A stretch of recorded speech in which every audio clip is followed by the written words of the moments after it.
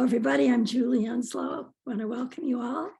And kind of an interesting evening tonight on the topic of shareholder resolutions and divestment and corporate responsibility. And to begin with, we have some little catch up of some current stuff that's happening, some few comments about some current issues that we're involved in or that we're concerned about before we begin the speaker portion of the meeting.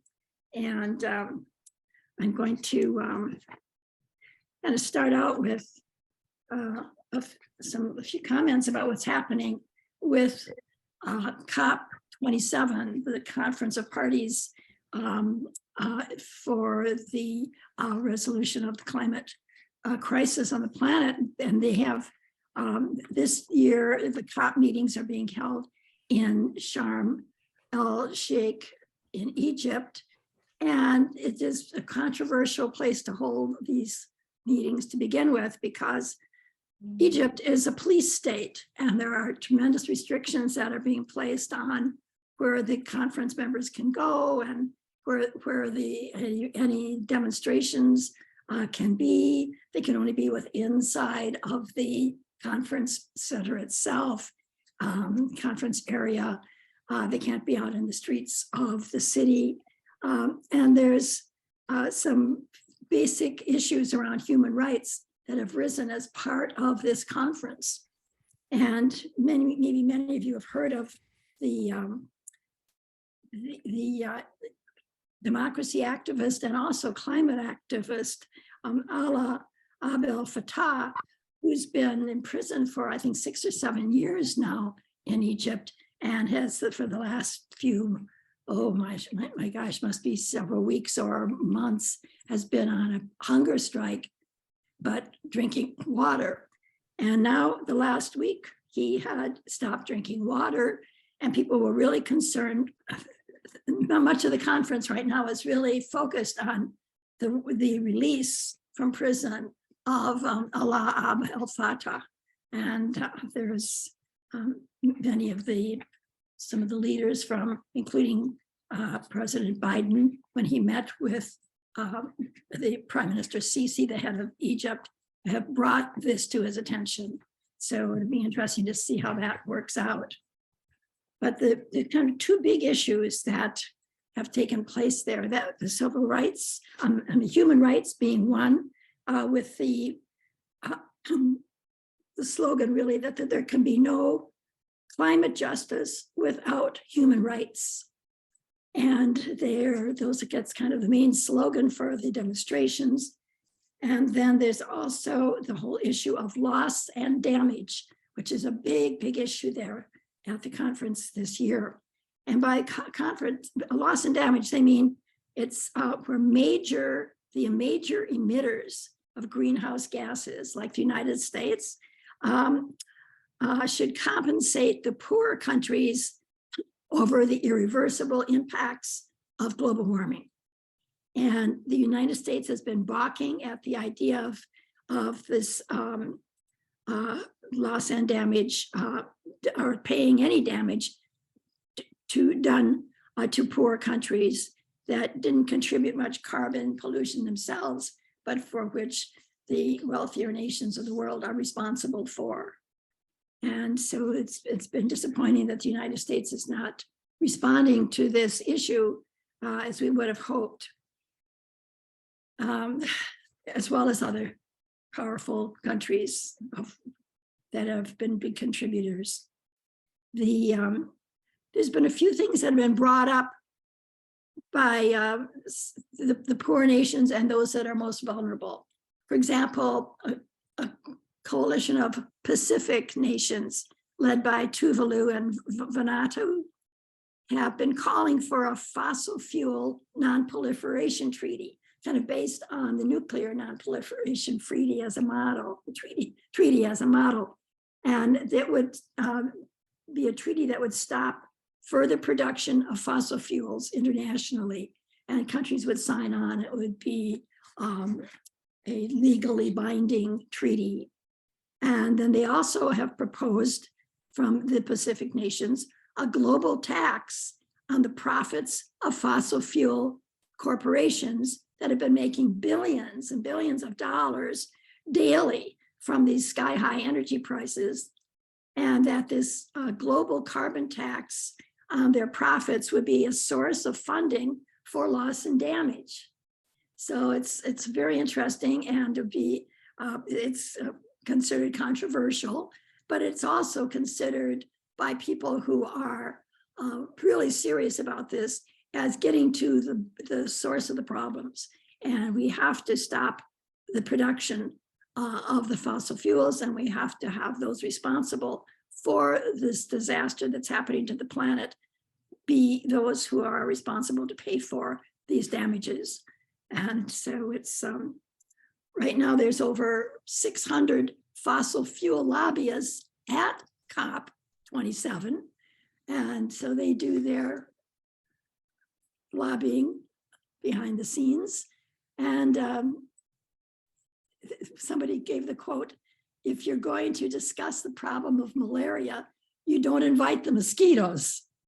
And so basically they're saying, if you're going to be discussing this issue of fossil fuel pollution and climate crisis, you don't invite the very people who have been behind this and who are causing all of the damage as to be part of the solution, that they have an undue influence at these meetings. There's also something else happening in Africa.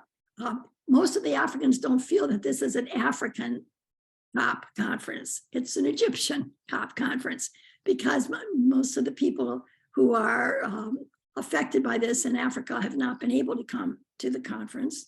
And they are busy fighting some pretty serious issues themselves. One is this East African crude oil pipeline, ECOP, and it's being built by Total, which is a French corporation. And there is a tremendous amount of demonstrations all through East Africa opposing this East African crude oil pipeline. It's considered a carbon bomb, and it could also possibly pollute the water for over 40 million people. And there's demonstrations all across East Africa at this point. The countries that are most affected are Uganda and Tanzania. So that's another aspect that isn't being published much in the Western media. So that's a kind of a summary. And the interesting thing is that next year they plan to have the COP28 meeting in the United Arab Emirates, which is this huge oil producing country, terrible human rights records, again, just like Egypt. I mean, what are they thinking, to do this? It's very strange. So we'll see how this all pans out, but thank goodness that some of these smaller nations, like these Pacific nations, are very, very brave and bold and strong in their efforts and can help lead us out of this. So I'd like to ask Greg Walter to talk a bit about We Energies and what's going on with their recent proposals for extremely high increases in utility rates. Greg? Okay, thanks, Julie. Yeah, as Julie mentioned, We Energies, WEC has made a proposal to raise the cost of electricity as well as gas. It's pretty significant. Going to the PSC, the Public Service Commission, and asking them to approve a 13%. It's 13% residential electric rate increase that'll begin in this January in 2023. That amounts to an average of $14.61 a month per user. This is a revision, actually, this number of their original proposal. It's about a little more than 2.5 times what their original ask was. So after coming under some criticism for the first, they upped the ante significantly. And it is significant, especially for lower income customers. And while they're asking for 13% from residential and small businesses, their ask for large industrial customers is around 6.5%, 6.4%, which is half of what they're asking from residential customers. So that rubbed a lot of people the wrong way, to say the least. An organization called Walnut Way, it's a Milwaukee organization, has filed for and become an intervener in this case.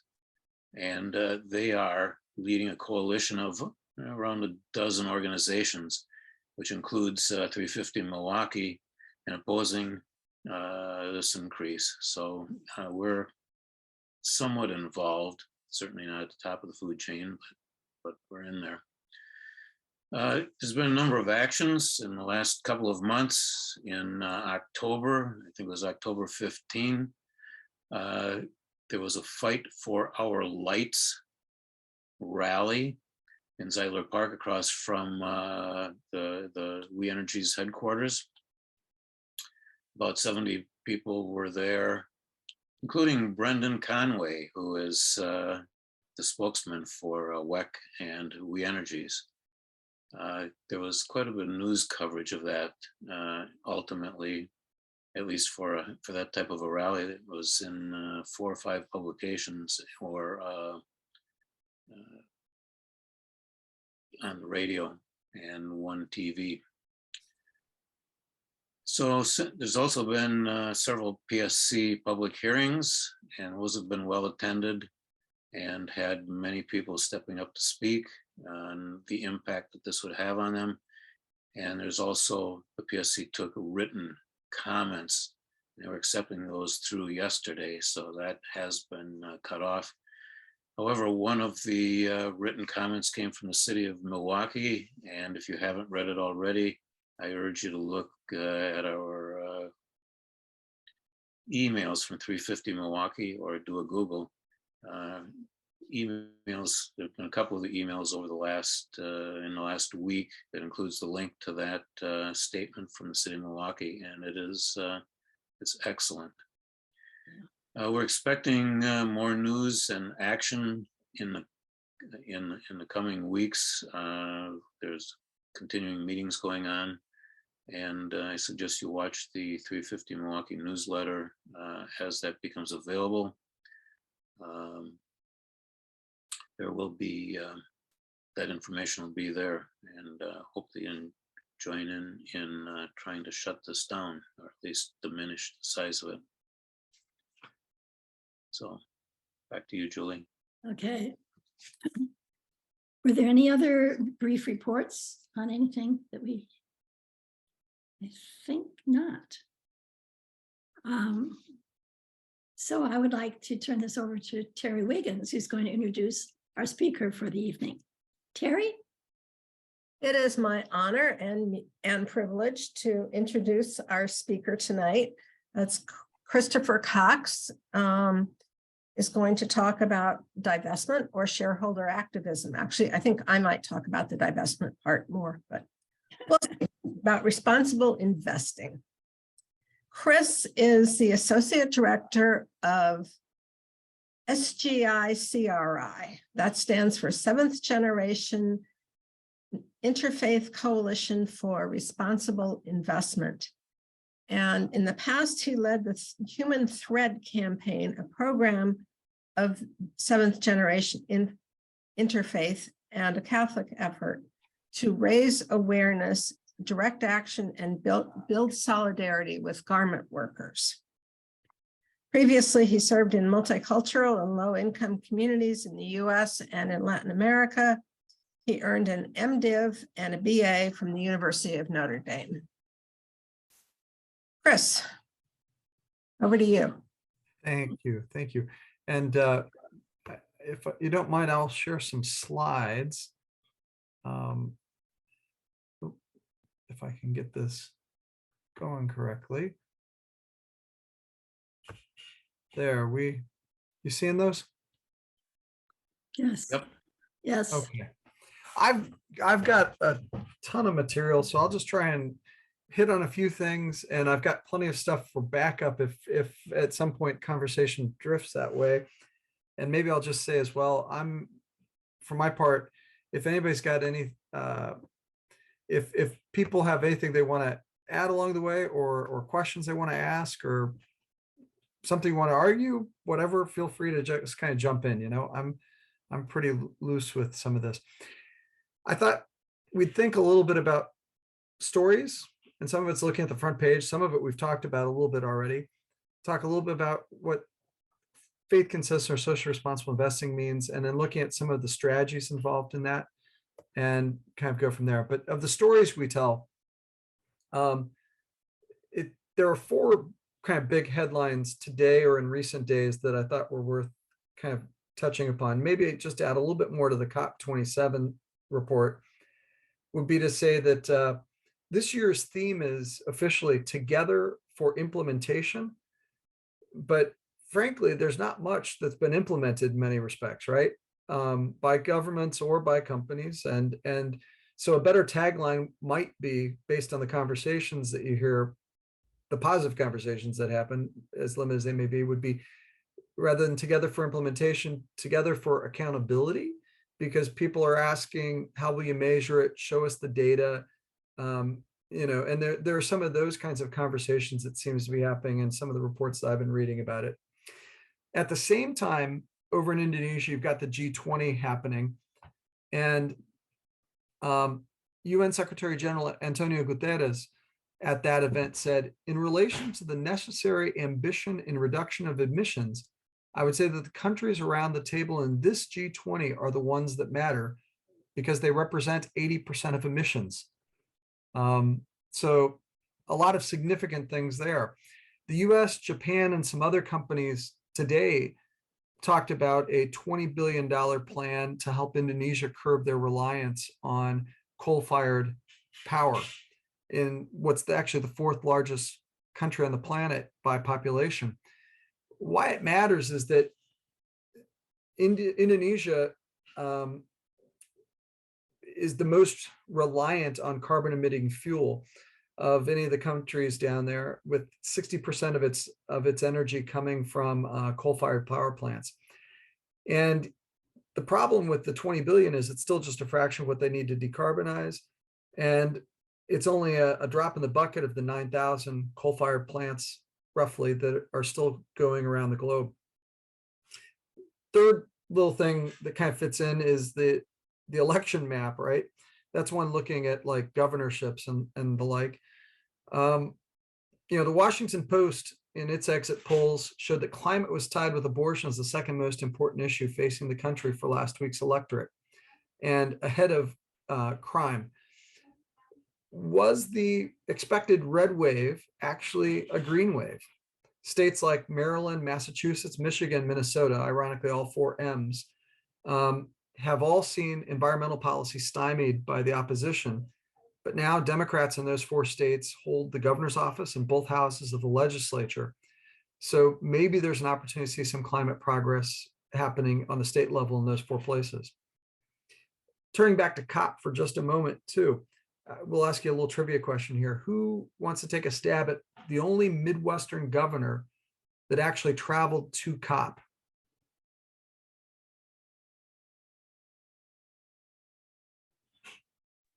Minnesota? Nope, not Minnesota. Michigan. Oregon.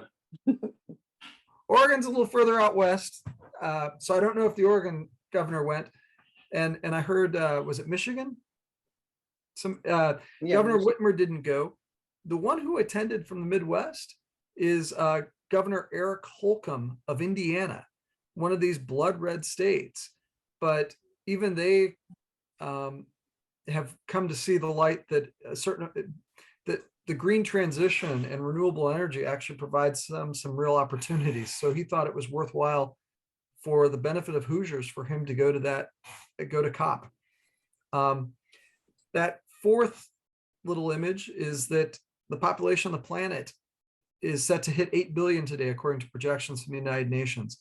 And they forecast the number will grow to 8.5 billion by 2030 as life expectancy rises. People are living longer with generally better access to healthcare, food, clean water, and sanitation than before. Plus, a smaller share of humans are now living in extreme poverty. But the other side of that coin is that the demand for energy, and especially for carbon-based energy, has only climbed. So want to talk a little bit about, in terms of the stories we tell, hope and fear. Hope is a verb with its sleeves rolled up, says David Orr, economist and poet, not a common pairing of things. And then Trevor Noah, who's a South African, who some of you may know from the Daily Show. If you find the right balance between desperation and fear, you can make people do anything. There are those who have perfected that aspect of it. And kind of in that spirit, probably the best book that I've read this year is An Inconvenience Apocalypse. I'm not sure if you're familiar with this, by Wes Jackson and Robert Jensen. Wes has lived most of his adult life just down the road from where I was raised, and he's lived in Salina, Kansas, and I was raised in Hays, Kansas. Mom and dad are now in Salina, and I've had the privilege of having a handful of conversations with him over the years. I know the Wiggins have traveled out for the Prairie Festival at the Land Institute that he founded, and perhaps some of the others of you are familiar.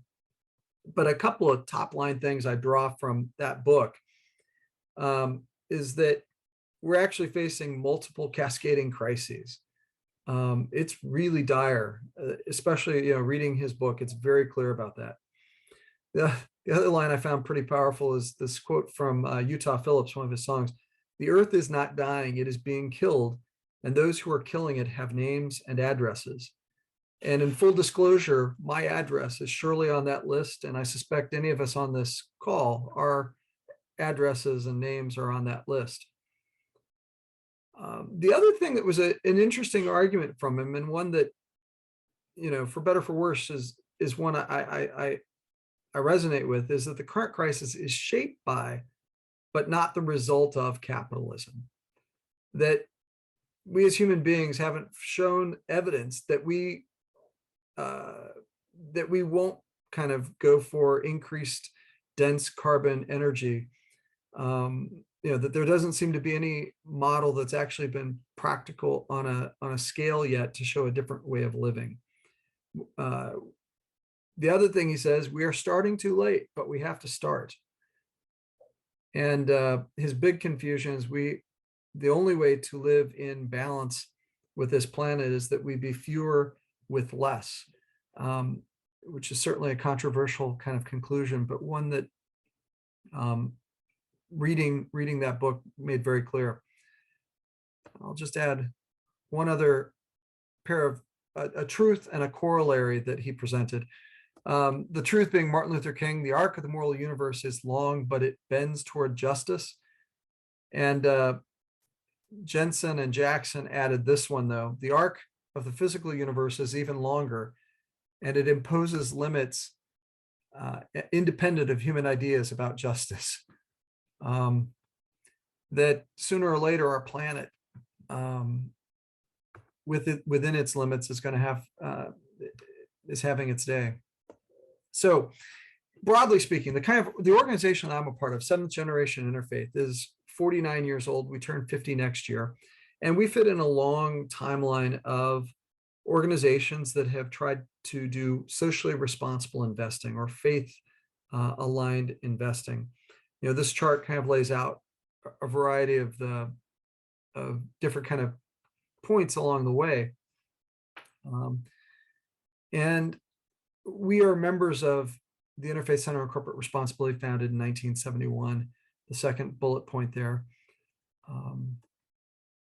And kind of conceptually, because I don't want to spend a whole lot of time, given our time constraints, talking about the continuum of investment strategies, but I think this is helpful, is that on the left, you've got what is basically about financial only, And then the far right is pure philanthropy, where you're giving the money away. And so socially responsible investing kind of falls into that more middle space on this chart. The far left being negative screening, the thou shalt nots. These are the companies or the industries or the sectors we're not going to be a part of. And for faith communities, that may be a variety of things. It may be gambling, it may be pornography, it may be alcohol, it may be tobacco, it may be fossil fuels, or a host of other things that may be falling on a list like that. And I had to check the chat there. Let me just add a little bit more of an overlay. Then, so the US Catholic bishops talk about these three criteria here: avoid doing harm, which is the negative screening, actively work for change, and promoting the common good. And so often when we think about ESG, it's this section here where you're trying to take companies that are leaders, laggards, or in the middle and make them better around environmental, social, and or governance kinds of concerns. And then this section here around impact investing is, I think the easiest way to describe that is kind of more thematic. There's a portion of it where there is a concern about the financial returns. There's another where the financial returns are in kind of second or third place behind other kinds of returns on your investment. So here in Milwaukee, 53206 is historically a distressed zip code. And so impact investing may be to say, we want to do particular investment in 53206. And it may be to say that we want to make sure that women and people of color receive a disproportionate share of these funds because they live there, because they've been excluded in a variety of ways. And so sometimes that means you may be putting capital up with kind of less of a priority on the return. Sometimes it's that there's actually a very good business case for doing that. Melinda Gates, Bill Gates' ex-wife, runs a fund, a venture capital fund that gives money to women founders of companies. And part of that is because 97% of venture capital money in the United States goes to men. And she thought it's a pretty good bet to say that women are probably generating more than 3% of the good ideas in business. So she potentially could fall into this first category, if you will, of impact investing in that sense. But that's just kind of a little overview of that framework. But the other thing I would add is that there's an old tradition around kind of the first point of business is to make money, right? Or the first criteria or the only criteria is, did you make a return? And some may call that a neutral or an amoral view of finance. But my contention would actually be that that is an immoral view. That if you're not taking into consideration these other kinds of things, that's actually an ethical problem. So US bishops revised their guidelines in 2021 to kind of update it. And it had gone from one paragraph in the 2003 guidelines on climate to 5 full sections on climate and climate-related topics. Just to say that the world is changing, and surprisingly quickly, even inside of faith communities. And we were founded as an organization by Father Mike Crosby, a Capuchin over at St. Ben's. Can certainly say more about it. We've got 35 institutional members and about 17 billion in assets under management, most of that by one member who's not a faith-based member. These are a listing then of our 35 institutional members. And I can share the deck with you afterwards. We don't need to take a ton of time, but it's 30 Catholic religious orders, a Catholic hospital system, a Catholic diocese, and some values-based investors. And so this group, how is it that we do those kinds of things that we understand ourselves to be called to do, that we find in our mission for people and for planet? What that one measure of that, or one way of looking at that, this looks at Interfaith Center on Corporate Responsibilities work this year. Members of ICCR filed 504 resolutions with companies.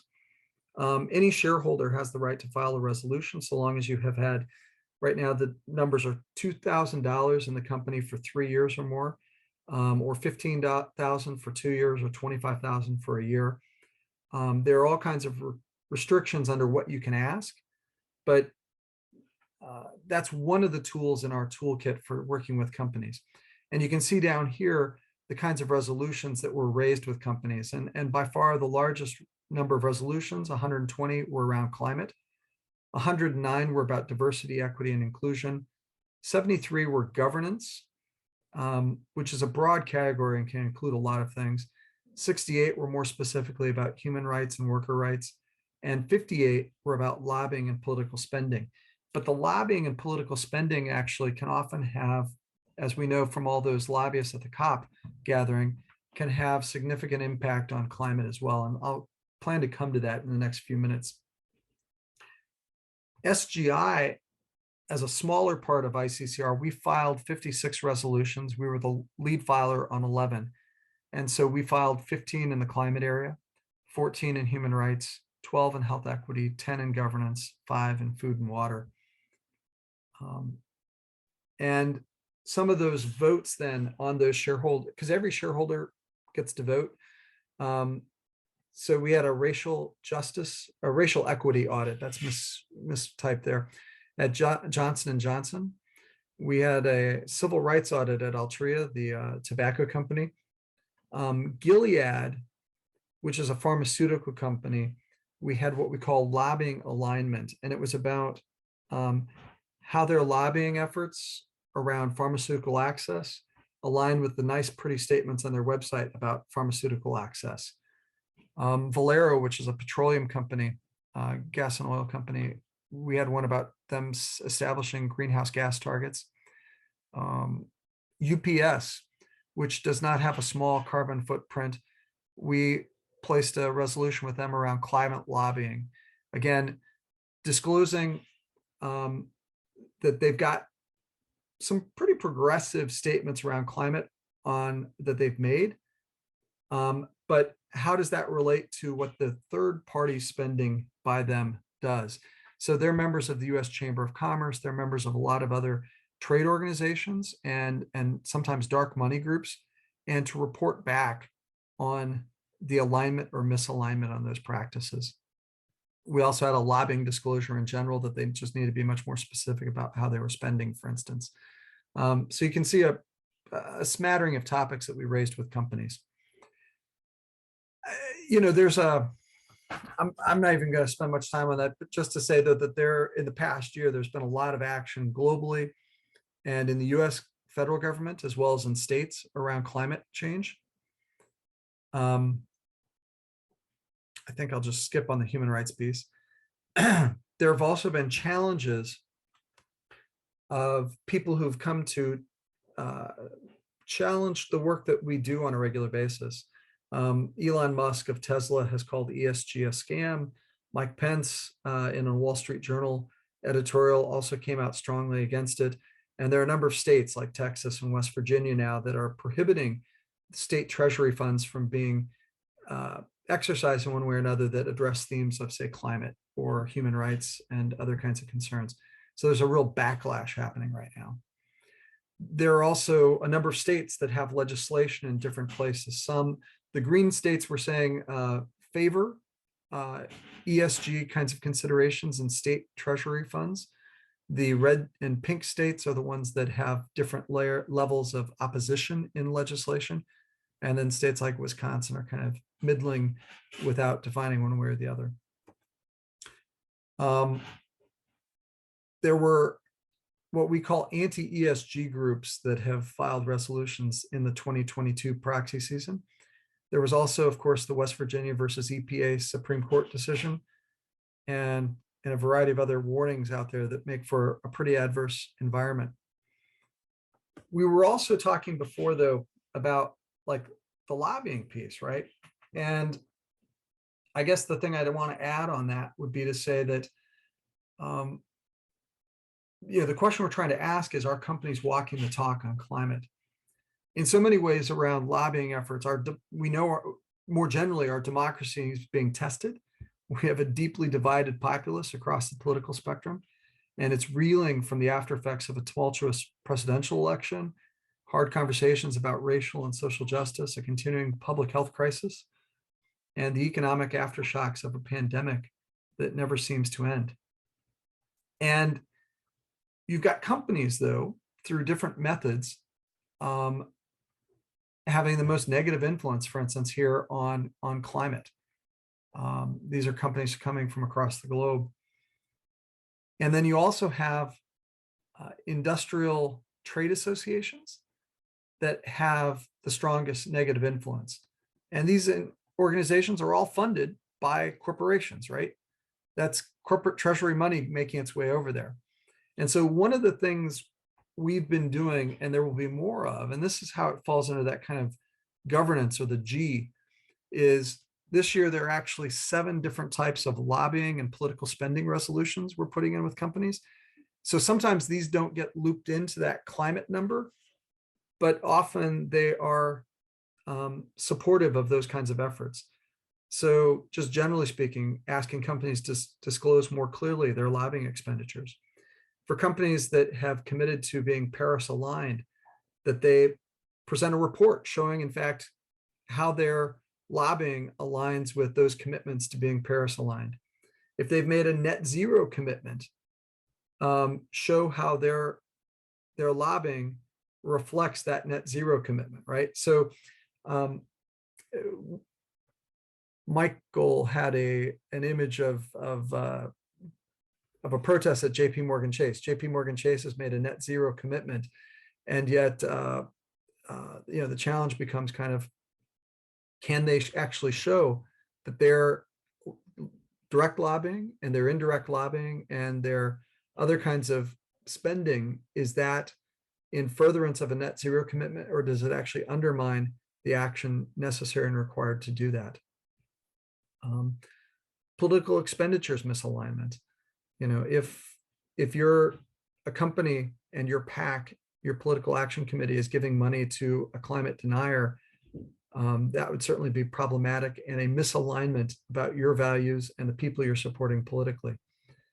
The next one is along those lines. And so that breaks down a number of different asks we're making of different companies this year. That net zero climate lobbying report, one of our members is the lead filer at Wells Fargo, for instance, with that, another company that's made a net zero commitment. Is that clear in terms of like those kinds of asks? We could talk about divestment, but I want to get to this one even about like greenwashing. If that is a form of marketing in which it's deceptively marketed to persuade the public that an organization's practices and aims and policies are environmentally friendly. There's also a brand new example of now what we're calling green leasing. So a Singapore energy company has now, basically they have sold to a third party their coal plants, but they provided all the financing and there's no sense of what term the loan will be repaid. And so the kind of joke might be to say that putting an oversized fake mustache on the outside of the coal plant to kind of disguise the fact that it's still your plant and you're still responsible for it directly or indirectly. Kind of different ways of sort of trying to raise these issues with companies. I think at the heart of it, though, our efforts are kind of born of a notion that the private sector has always been a key player in the fight to curb climate change. Governments are not acting fast enough. Governments are faced with a lot of issues of polarization like our own, and are having a tough time making their way. And a lot of companies at least have made significant statements about what it is they wish to do, in the midst of a fact that the United Nations recently reported the large majority of countries are falling short of their commitments under the Paris Agreement. Only 26 of 193 countries have stepped up their climate actions after promising to do so last year at COP. So non-state actors like corporations have to increasingly become involved in the conversations, particularly around emissions reductions and green technologies. And our work in some respects is to push companies to demonstrate how they are doing their part to measure and manage their carbon footprints and the associated risks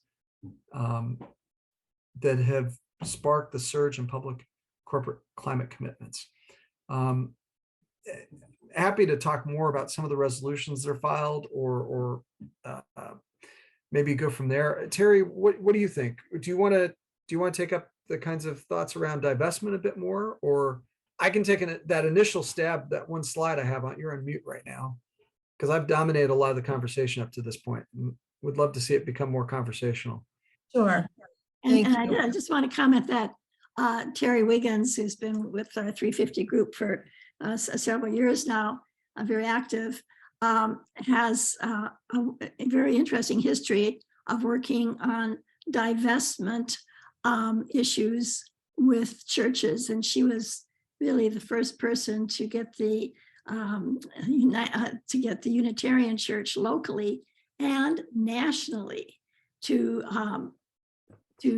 make resolutions around divesting from fossil fuels and from other issues that they found not. Yeah, I'll take a couple of minutes to tell that story. Good, great. Back in 2012, in the summer, Bill McKibben published an article in Rolling Stone magazine, and it was a really terrifying article. Talking about how numbers adding up to a climate catastrophe, and made clear who the real enemy is, that was fossil fuel companies. And he started a national speaking tour after the election in 2012. And several of us from our church, maybe 15 of us, went on a member's party bus, and bus that he was driving, and went and heard him talk in Madison. And on the way back from that talk, we decided, hey, let's get First Church to divest. Bill had made a very impassioned plea that we've got to divest. And let me just explain that divesting is taking our money out of a company, rather than what Chris is doing is staying at the table and speaking with the company and getting them to improve their practices. But the take on it with Bill McKibben was that the fossil fuel business model, basically, they couldn't do what they want to do without destroying the planet. And so we should have no part of that.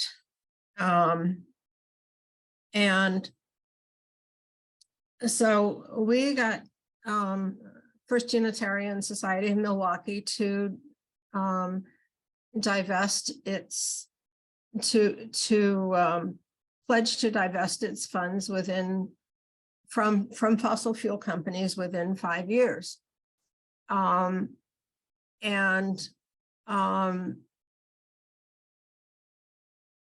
in 2013, we did that, and that passed in the spring of 2013. And then in the summer of 2013, I helped push a action of immediate witness. It's called a resolution through our General Assembly, saying that congregations ought to talk about the issue of divestment from fossil fuels and what it's doing. We didn't have the power in that setting to do anything more than suggest a conversation about the issue.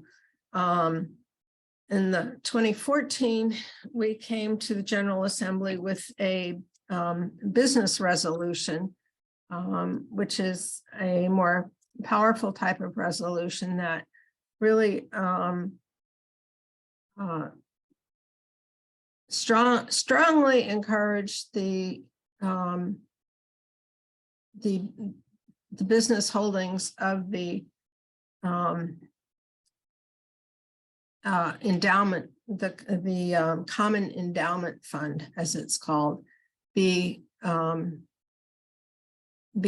divested from fossil fuels. The common endowment fund holds the endowment money from maybe half of our churches across the country, and the UUA, the Unitarian Universalist Association, invests that money for us, and they do a very good job and make and while implementing SRI principles, they have actually done better than most of the market in doing that. But we asked them to divest, and the Unitarian Universalist Association was one of the strong members of the Chris, what's that acronym you used earlier? ICCR. ICCR, the Interfaith Coalition. Interfaith Center on Corporate Responsibility. Yeah. Interfaith Center of Corporate Responsibility. Yes, thank you. We're one of the strong members of that. And so we had in 2013, when I was carrying around the petition to delegates to get our action to the floor of the General Assembly, we learned a lot. And we learned that there were a lot of people who were against it because they didn't want the organization, the association, to completely divest. They thought having people at the table was an important feature. So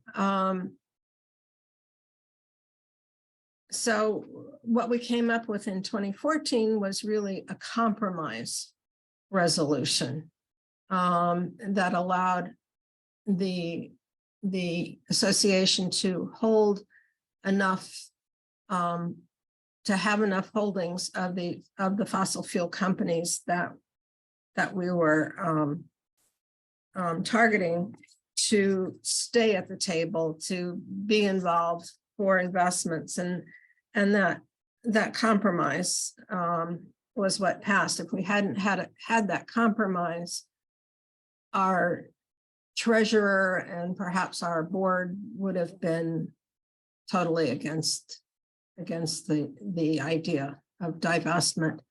But as it was, we passed a resolution based on our religious statements and religious teachings, that it was the right thing to do to divest from the majority of our holdings in fossil fuel companies.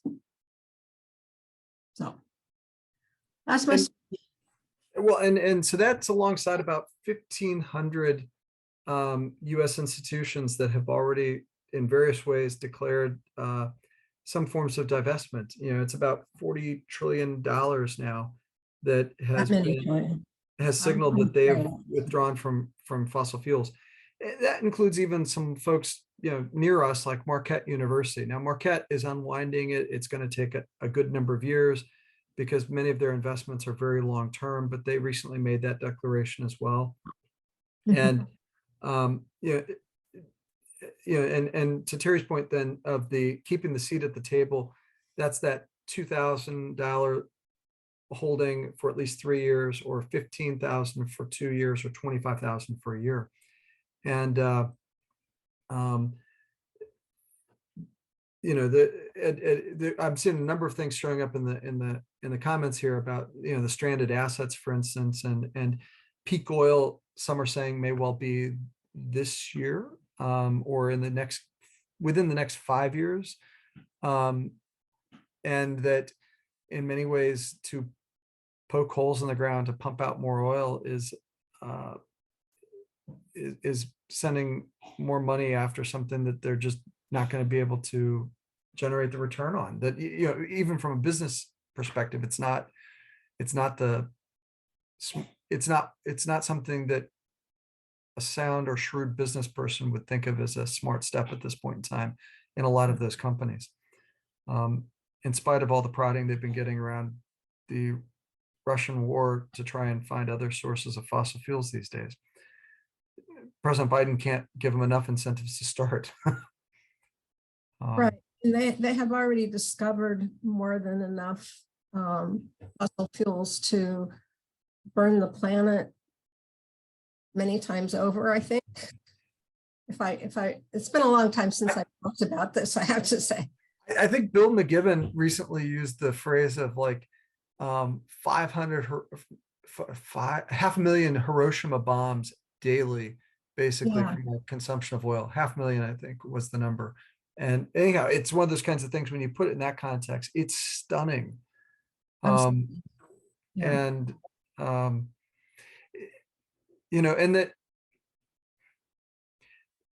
that staying at the table is for us what's really important, because even if we're not, just the kind of feeling that, or the commitment that we've got to be involved in trying to push them to do the right thing. There have been plenty of in a different sector, in the private prison industry, there have been long conversations with the executives of those companies, and the founder of one of those companies, probably 10 years ago, told ICCR members, he said, "Why don't you just go sell your shares and leave us alone?" And we've stayed in that dialogue to continue to push for human rights of those who are detained. And with all those companies, there are ebbs and flows, and there can be some very cold winters amid those conversations with them. But we think it's important to be there and to be in dialogue with them. And I guess I'd say also there are occasionally some positive surprises. I'm seeing a bunch of different questions. There was one earlier about B corporations, for instance. I at least want to make a comment about that.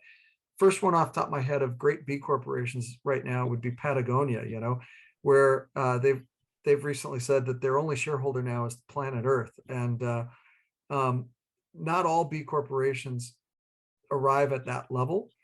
And sometimes the certifications of B corporations are not nearly as extensive as they need to be, or in a consistent, ongoing way. But in theory, it's a really important step. And in practice, there are some really excellent examples of B corporations out there. Right. And I think the argument that I had to use over and over again was that there are some corporations that it's worth being at the table with them, and other corporations whose whole business is destructive enough that we shouldn't have anything to do with them. Yeah, it's one of those hard kinds of it's one of those things where it's kind of the question of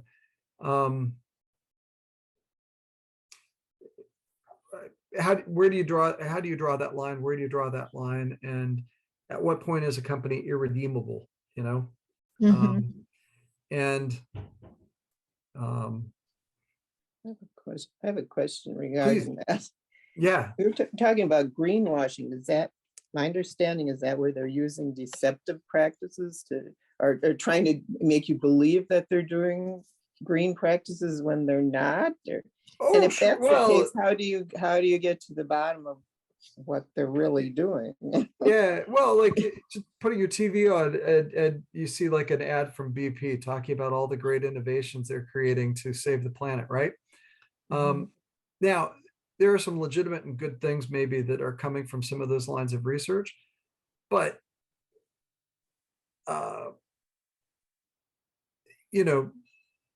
kind of that sort of bragging about what it is they're doing amid what is on balance probably a greater harm, or without acknowledging that harm, at least even as they say it, Right.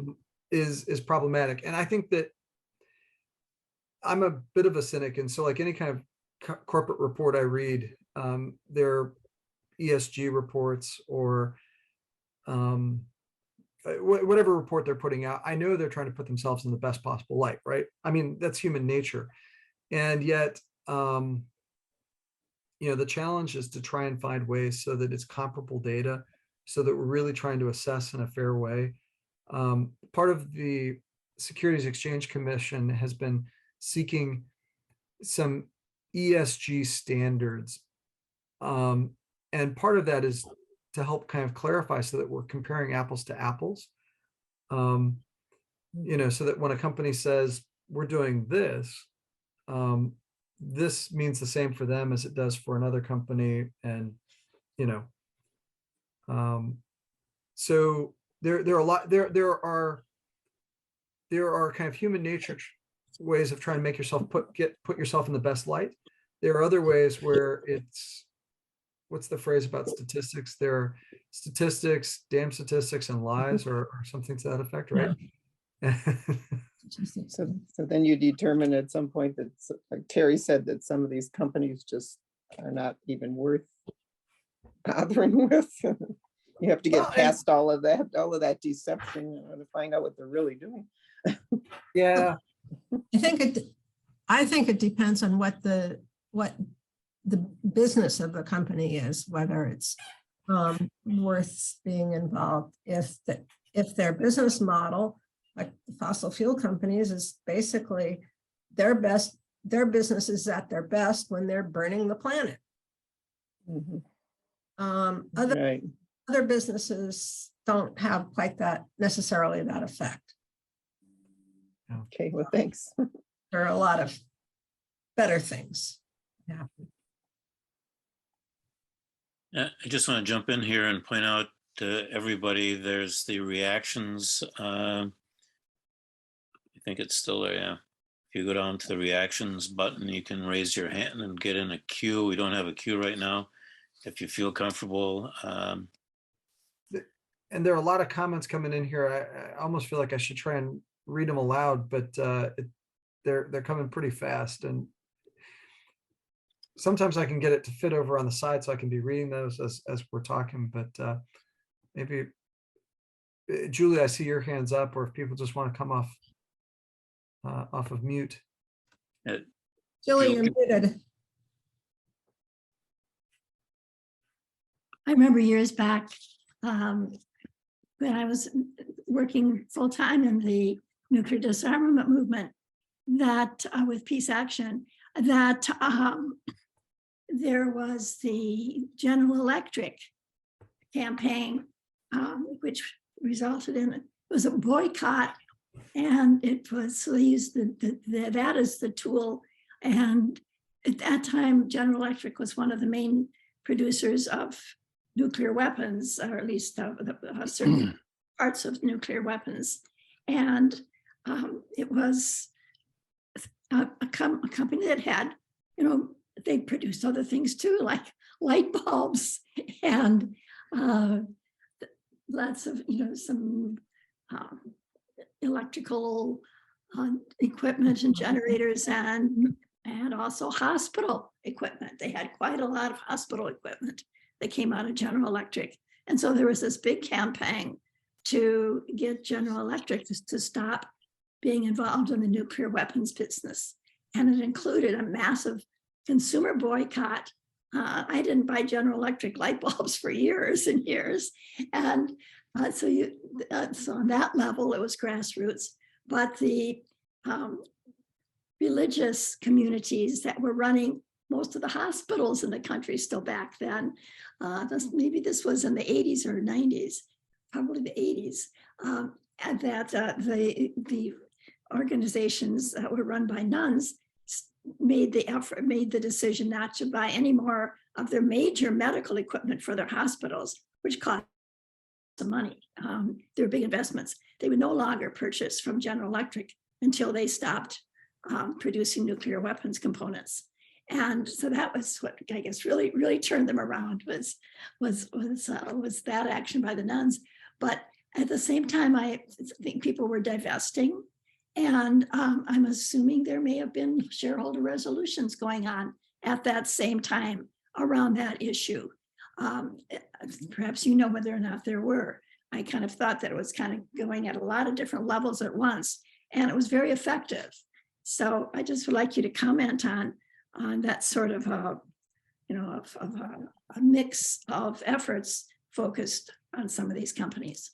Oh yeah, well, and the bigger the company, the kind of the more the more kinds of topics that may well come up in the conversation with that company. So like General Electric, I'm trying to pull it up right now to look at what we've got in the database of engagements with them, but I am sure that over the years there have been what I can look at here goes back to 1972 with GE. At that time, there was a resolution filed about military procurement and production, and also a request that they disclose their involvement in South Africa. So they were, from the kind of very beginning, one of the companies that ICCR members were engaging. The other thing about General Electric, there's a recent business book that's fairly popular these days about Jack Welch, the well-known CEO up until maybe 2003, I guess. No, he retired September 10th, 2001. Jeff Immelt took over on September 10th. But Jack Welch, there's a new book about him that's called The Man Who Destroyed Capitalism. How's that for a neutral topic or a neutral description of his leadership? And I'd add GE's leadership, actually, some of them moved over to take over Boeing as they moved into this more recent phase with the Supermax crashes. And some have attributed that to say that they became less emphasizing engineering and safety and more about the bottom line, and what that had to do with outcomes for people. But so a long history around those companies and around trying to engage them. Today, companies like Walmart and Amazon get a lot of attention. Walmart actually has the highest tally of annual sales of any company on the planet. Their annual sales, if you were to convert that into a GDP, would make them the 21st largest country on the planet, displacing Sweden in GDP. So that like when Walmart makes some choices around climate, it has a disproportionate size and effect on everybody else. So some of the commitments they've made around around climate are really significant and really important because of their scale. There was a comment in the chat too about, say, a company like Tesla. And while I'd add, my son has two favorite types of cars, Teslas and Fords. I don't know that I can explain why, but he thinks Teslas are pretty cool and he thinks Fords are pretty cool. But the thing about Tesla is, even if the car itself is non-emitting, there are a lot of things going into it that are particularly harmful for climate and for the planet. And then there are a host of other issues that we've been raising with the company. They'd had a long practice that sexual harassment and racial discrimination were handled through a mandatory arbitration process. Legally now, there's a new federal law that makes that not a viable option for them on sexual harassment, but they still continue to do that on racial harassment, racial discrimination. They've gotten a lot of lawsuits in California and elsewhere around those issues. They're rampant may be too strong of a word, but they are significant inside of that company. There's also reports that say every Tesla you see out on the street, the other thing you should be thinking about as you see it is that there are at least 5-6 hours of child labor involved in the making of that vehicle, because the artisanal mines pulling out the lithium and other kinds of materials necessary for the batteries. They, because of their tight relationship with China, and especially operations in the Xinjiang region of China, where you have the largest ethnic religious detention on the planet since 1945, there are significant human rights concerns. So in other words, we're in this big web, and so that a company that is making a non-emitting product, there can be a lot of emissions in that product, and there can be a lot of other kinds of things along the way. Because China sources so much of their energy from coal, the factories in China also emit a lot.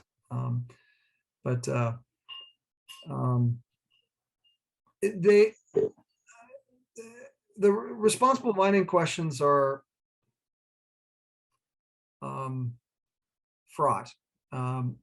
There can be a lot of dispute about what's being said in practice there. Well, the other big concern about Tesla, they actually don't have a communications department, and their CEO also fired the entire communications division at Twitter. So there are some impulsive management practices that would be a concern on the governance side. But maybe that's enough about Tesla for my part, unless somebody else has questions or comments they want to make. I have one comment that, yes, it's a big web, and there's companies the companies that do the most good often do the most bad too. So it's a real mixed being. But I think that what we have in common is the fact that our enemies are not a particular company or a particular CEO. Our enemies are greed, selfishness, and short-sightedness. Okay.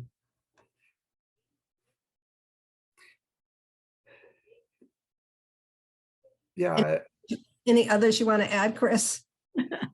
Oh, I think it's probably the litany of the 7 deadly sins, or the litany of the kind of sorts of things that are the weaknesses of human nature. Like Romney, Mitt Romney got hit badly in 2012 for his comment, "My friend, corporations are people too." But in a certain way, corporations are composed of people, and in that sense, one of the things when we go into dialogue with them that I always try and keep in heart and mind is that there are people on the other side of the table from me with aspirations that are strikingly similar to my own in different ways.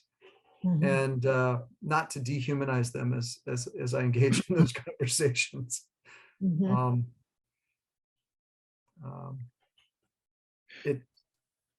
It can be a challenge. Go ahead, Charlie. So, Chris, could you talk a little bit more about why there's so much pushback against ESG? Well, I guess, like, on the one hand, maybe the top thing to say on it is that the pushback suggests that it's making a difference. Number one, they wouldn't bother to push back if it weren't making a difference, right? Right. But two, it's become an easy caricature, the same way that CRT, or critical race theory, became something that they're worried about being taught to kindergartners and high school kids, when in fact, it's a component of a certain part of law school studies. It's not in the concept in that sense is not even relevant to elementary and high school, right? But it became a really easy code for being able to attack a certain range of thought. So the attack on ESG, I think, misses out on, like, the very thing that Terry was saying about the asset managers for the Unitarian Church, is that ESG is a way of trying to account for things that do not lend themselves to easy accounting, like taking care of the planet and not outsourcing your responsibilities for cleaning things up after you've made them a mess. You can try and figure out what the financial cost of that is, but a company that's doing that is keeping in-house some things that and taking care of it themselves. A company that's being thoughtful about human rights in their supply chain is kind of avoiding other costs that might not appear immediately on that profit and loss statement, right? And so ESG is a way of trying to be thoughtful about those things and incorporate that into an investment strategy in such a way that the asset managers will tell you you will do well while doing good. I think in some ways, there may be others who will say that's a secondary consideration to us, to the fact that we want to be doing the right thing, period. And then if the profits follow, maybe that's bonus, you know. Again, there can be different motivations for how someone comes at it. The other thing maybe to that is that I think that there's a way that we've let politics politicize everything, and even companies. And a lot of corporations are technically housed in Delaware. And so the former Supreme Court Chief Justice for the state of Delaware had made a comment about a company, a notion of a company, and a way that people left or right could agree on it. And if you don't mind, I might just take a couple seconds to read a few sentences out of this, because I think, be it anybody from wherever part of the spectrum could probably agree with this being like what makes for a good company. He said that the board could say something like, first, make no doubt, we intend to seek a solid profit for our investors, and know that is our job, and that we have to deliver that in a sustainable long-term way. But also recognize that by sustainable, we mean sustainable. We're not going to seek profit the wrong way. Our stockholders don't just invest in us, they invest in the entire economy, and they pay taxes and need jobs. They live in the real world and breathe air, drink water, and consume products and services. Their lives are not better off if companies make money by shifting costs from the corporate books to taxpayers, workers, communities of operation, or consumers. Our investors will bear these costs, and if each company tends to operate that way, every company will be forced to do so. We think that it is wrong, and in pursuing profit, we intend to treat all our stakeholders with respect. We will pay a living wage, not only to our direct workforce, but require that our contractors do the same, and do so in all nations and regions where we operate. We'll focus on product safety so our products help our customers. We'll try to not harm the environment or continue climate change that will hurt our entire economy and well-being. We will try to be a fair employer, to provide equal opportunities to all who work for us, and to foster a spirit of genuine tolerance for diversity, including diversity of viewpoint in the workplace. Put simply, we believe that by doing business the right way, all of our stakeholders will benefit. You know, a phrase like that strikes me as the kind of thing that it doesn't matter your political perspective. You could come out and say, that's the kind of company I believe in, you know? Who wrote that, Chris? Leo Strine is his name. He teaches at University of Pennsylvania these days, but he's written a lot about good companies and what makes for a good company. And he does a lot of thinking about that from the kind of judicial perspective. Sorry, there were a couple of hands up that just dropped down, but I didn't. Julie's hand is still up, and I don't know if there, please. Yeah, well, back on October 23rd, there was a good-sized article in the Milwaukee Journal Sentinel. I'll just kind of hold it up here, but it was about this politicalization of socially responsible investing, and how it started out saying that Florida Governor Ron DeSantis and other Republicans around the country are criticizing funds that consider environmental, social, and corporate governance issues before deciding whether to invest in a stock or a bond. They call it woke behavior gone amok. Yes. And it's as if this hadn't been happening until just recently, and they just found out about it and they're really upset.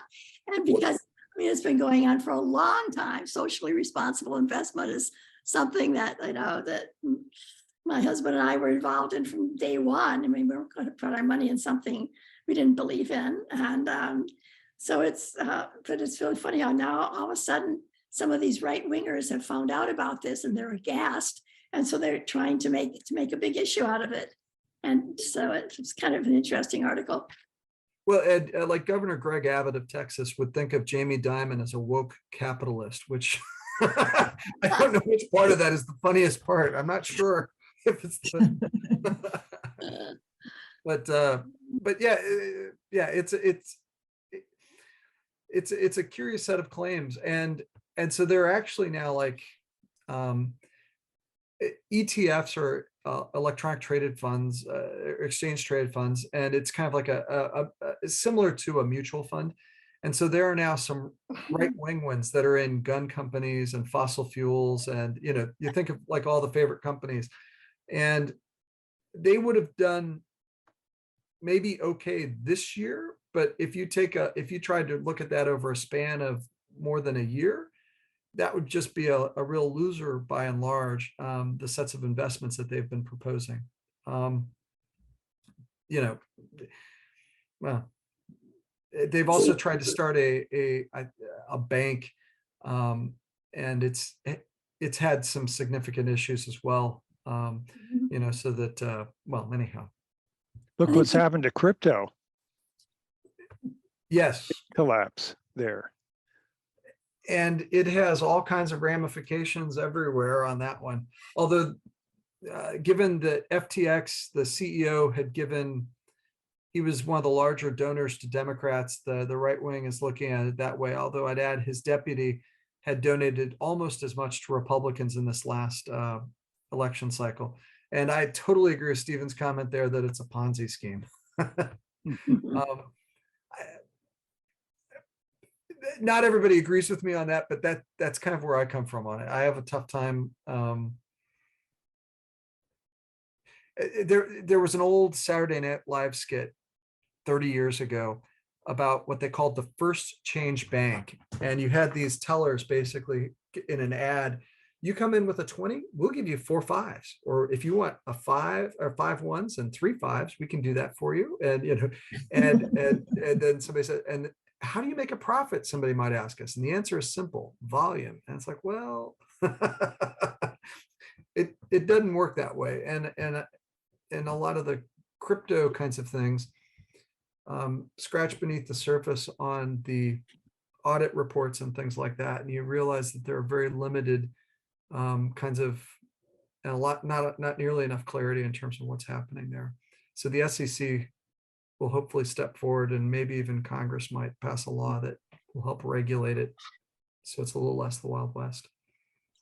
I might just interrupt here. It's getting towards the end of our meeting. Is there one more question or anything or comment for Chris? Please, Tim. Okay. How do you keep up your optimism and your hope? Wouldn't this be too frustrating? I know it would be for me, to year after year going after these corporations with so little to show for it. So what is the reason for the hope that is within you? That seems like such a biblical question. Yeah. I think it's first letter of Peter says something like, always be ready to give reasons for the hope that is within you. And maybe I'm not as ready to offer that as I ought to be. But I guess when I look at these kinds of questions, hope, there's a difference between hope and optimism. Optimism is kind of when you look at things on balance, it's in your favor, right? And, like Aaron Rodgers has, say, a 65% career completion percentage. So when he throws the ball, more often than not, you're optimistic that it will be near his target, right? Hope is more of the kind of circumstance where even when you cannot clearly see the outcome you seek or how to get there, it's a trust that that things will lead that way. And it's because of a power that's kind of outside of us, right? because it doesn't depend on me at the end of the day. It depends on other things. And it depends also, I think, on like young people. You see some like Greta, or so many other young people taking steps and realize they are light years beyond us on these questions. And, I've got a 7-year-old and trying to work to make sure that the world is a bit better place for him. And trusting in one way or another in the goodness of people. That there have been a lot of bad decisions, irrational decisions we've made, but hoping and trusting that we'll find our way through this. It's a great Thank you. question. I hope that's a decent answer. Well, thank you so much, Chris, for joining us. It's been really an interesting conversation. And thank you, Terry, for your input too, and all the work that you've done on these issues. Yeah. So Thank you. And so it's time to close for the evening. Thank you so much, everyone, for being here. And thank you again, Chris, for your presentation. Oh, thanks for Thank having you. me. It's good to be with you. So Thank you. good to be You. with Thank you, so many Chris. familiar faces too. So So have a good night and a good Thanksgiving.